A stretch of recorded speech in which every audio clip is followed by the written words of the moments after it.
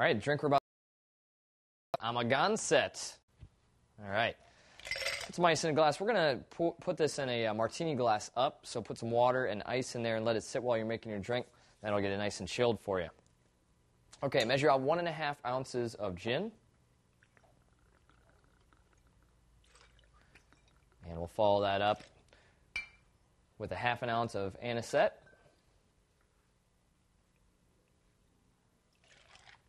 And 1/2 ounce of dry vermouth. And just a splash of white creme de menthe. All right, get your shaker.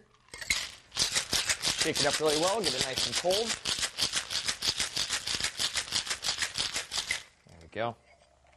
Go ahead and pour out your ice water from the martini glass. Get your strainer and pour it in. There we go.